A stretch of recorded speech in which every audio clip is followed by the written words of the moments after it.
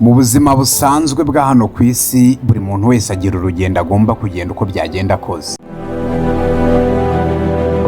kandi urwo rugendo rukaba rwabera abandi inyigisho. Ni ukuvuga ngo urugendo ugenda uri hano ku isi hari abantu barureba rukababera imfashanyigisho muri ubu buzima turimo. Ngira ngo mu minsi yashize twagarutse ku rugendo rwa Perezida wa Repubulika y'u Rwanda, Perezida Paul Kagame. Tugaruka no ku rugendo rw'umujyanama we James Kabarebe.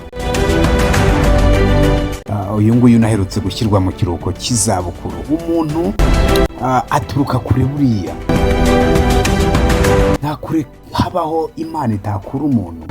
Hari byinshi wakoze ushaka kugera ku iterambere cyangwa se gukabya inzozi zawe, gusa uyu munsi ubona bidakunda. Wibaza icyo wakora kugira ngo urebe ko byakunda, nibura ukaba wakabya inzozi zawe cyangwa se ukagera ku cyo wifuza kuba wageraho. Uyu munsi nyemera tugaruke ku bakozi b'Imana, ku rugendo rutoroshye baba baranyuzemo ariko bakisanga barabaye abapasiteri.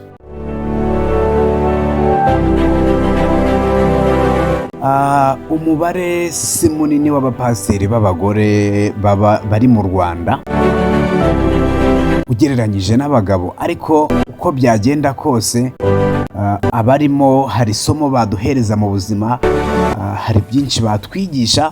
Bigenda bite ngo bisange ari abapasiteri? Tuzi yuko mu bice bitandukanye by'isi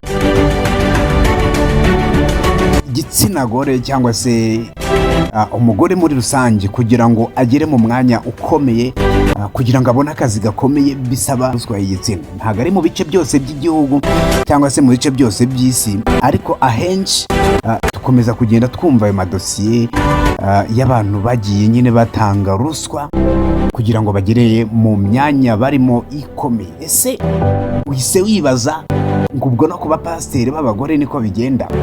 Ibyo rero tugiye kubigarukaho hano, umenye ukuri, umenye uko ibintu bimeze.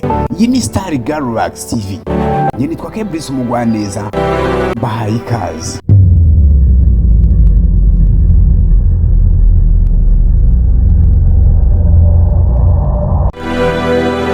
Yitwa Apostle Mignone Kabera, ni umupasiteri w'umugore ukunzwe n'abatari bake kubera ko nawe yivugira ko hari abantu benshi bava hanze y'u Rwanda baje kumureba. Abantu batega indege mwe muratumenyera, ejo bundi abantu bateze indege baje kureba honde, none Yes.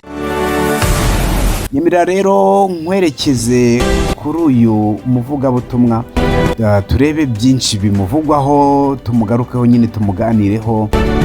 Ni umuvugabutumwa udasanzwe kubera ibintu byinshi biba bimuvugwaho, kubera ibintu byinshi yakoze bitandukanye. Ubusanga abantu benshi bamuvugaho.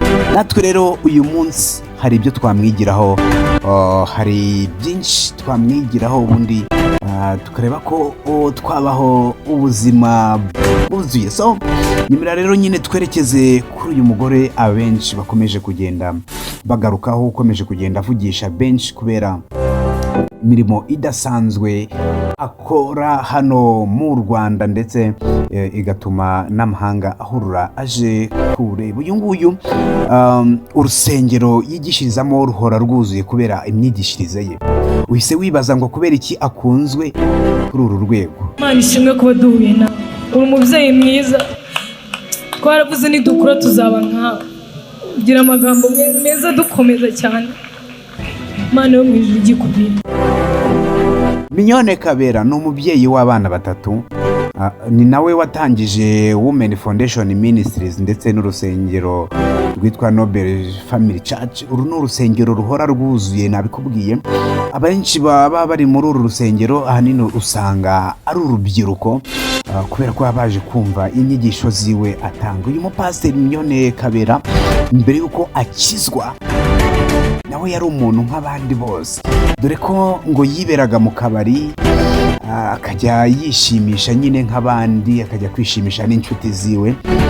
akishimisha kandi mu buryo bwose. Ati ntabwo navutse nkijijwe, ubuzima nabayeho ni nk'ubwo abandi bose babayeho, nanjye nikundiraga ibintu byo kuryoshya biri aho ngaho, gusa naje kwisanga nyine ndi umukristo, ariko buriya mu butoya bwanjye nanjye ibyuzi byose bibaho mu rubyiruko narabikoze. Ntabwo navuga ko hari icyo ntakoze, kuko nari umubyinnyi mu kabari, nakoze ibintu byinshi. Abantu benshi ntabwo bigeraga babona ko nyine mbikora kubera ko babonaga ndi nk'umukristo cyangwa se ndi umukobwa witonze, ariko buriya ibyo byose, ibyo ngibyo mwese urubyiruko munyuramo, nanjye nabinyuzemo. Rero nta mpamvu yo gucika intege, wakora kandi ukazagera ku cyo ushaka kuba cyo.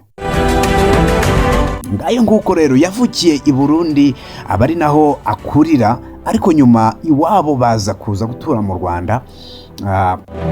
Akiri muto yikundiraga indirimbo za Michael Jackson ndetse n'izindi zakundaga gukoreshwa mu kabari cyane cyane, dore ko arizo yakundaga. Ni ukuvuga ngo yabaye umukristo asaga mu mwaka w'igihumbi kimwe magana cyenda mirongo cyenda na rimwe nibwo yakiriye agakiza.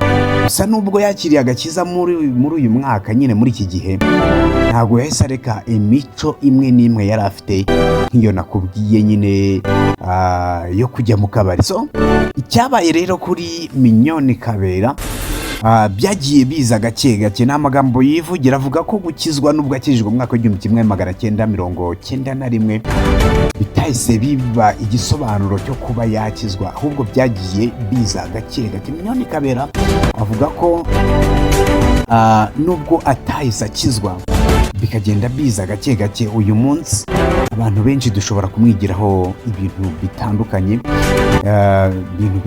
nyine, bikazabasha kuba byanadufasha mu buzima busanzwe. Mignone yabaye icyamamare kubera ko ari umuntu udasanzwe kandi ugerageza kugira abandi abantu badasanzwe. Amazina ye yiswe n'ababyeyi ni Umunezero Alice, ariko bamuhimba Mignone, riza no kumufata riranamamara. Apostle Mignone Kabera ni umugore wa H.E Kabera, nawe wamamaye muri sinema nyarwanda. Ndabizi uhise wibaza uti ko numva bakora ibintu bitandukanye bidahuye habe na gatoya, ubwo babana gute? Mignone Kabera yigeze kuvuga amagambo agira ati, ikidufasha nuko njye nawe twakundanye ntaraba uwo ndi uyu munsi, kandi nawe yari ataraba Rwanda Cinema Star, atarakora 100 days cyangwa se iminsi 100. Iyi ni filime yakunzwe n'abantu benshi, yanamugize icyamamare. Buriya mu buzima busanzwe birashoboka ko wabana n'umuntu kandi mukabana neza, kabone n'ubwo mwaba mudahuje idini cyangwa se n'imico. Iyo rero niyo mpamvu ahanini ituma tubana kandi neza. H.E Kabera n'umugabo nkunda, ni umugabo utuma nigirira icyizere mu byo nkora. Rero iyo niyo mpamvu ituma tubana neza. Yes, ngayo nguko rero Mignone avuga ko atahita avuga ko ibyo umugabo wiwe akora n'ibyo akora bitandukanye 100%, cyane ko nyine bose bibatungiye urugo, bituma bose babana neza. H.E Kabera we yavukiye muri Congo, ariko nyuma nyine nawe aza kuza mu Rwanda, baza ari naho bahuriye. So icyabaye rero, H.E Kabera ngira ngo mwabyumvise ko ari mu Rwandan Cinemas, akora sinema, yaba kuzikina yaba kuba yakweditinga, bikaba ari nabyo nyine byamugize icyamamare ku ruhando mpuzamahanga. Nawe ni umugabo uzwi cyane. Aba bombi isomo twabigiraho ni irihe?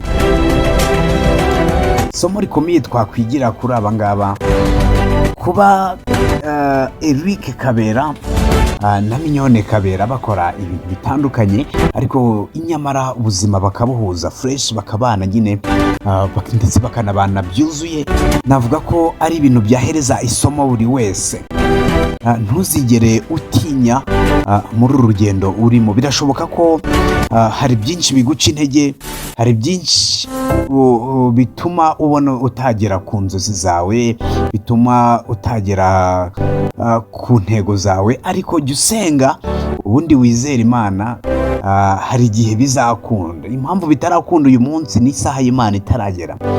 Ntawamenya rero, senga ubundi wizere, hari igihe bizakunda. Ngayo nguko mwibuke, hari igihe nigeze kubabwira ngo nta muntu mubi utaguhereza isomo ry'ubuzima, nta n'umuntu mwiza utakugambanira. Ayo namwe mu magambo nigeze kubabwira. Hari igihe abantu benshi mwibwira yuko umuntu mudahuje imirimo, umuntu mudahuje icyo gukora mutabana. Abangaba se baba baduhaye isomo ry'ubuzima. Rero ngayo nguko rero nuko biba byifashe. Mujye musenga, ibindi byose bizikora. Ubundi warasenze uburiki, warasenze uburiki. Ngayo nguko rero nuko nguko ibintu biba byifashe kabisa. Iyi rero yari Star Galaxy TV. Nizere ko wagize ibihe byiza mu kumva hano. Wakoze kuntiza amatwi, wakoze kuntiza igihe cyawe. Nimba rero utarakora subscribe yikore, hanyuma ujye wumva ibiganiro byacu buri munsi, nurangiza unabisangize abandi ukora share. Njye nitwa Kebrice Umugwaneza, wakoze kubana nanjye. Iyi ni Star Galaxy TV.